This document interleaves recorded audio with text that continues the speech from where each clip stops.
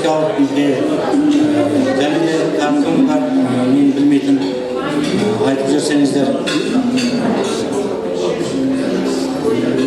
Дорогие однокурсники, просим минуту молчания для тех однокурсников, которые не дожили до светлых дней.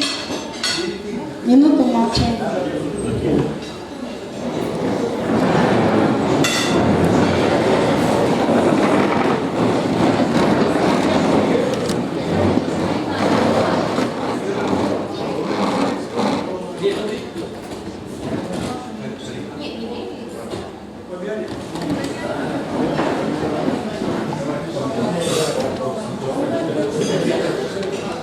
Рахмет жігіттер, қыздар. Адам өлсе де дейді, жаны рухқа айналады дейді.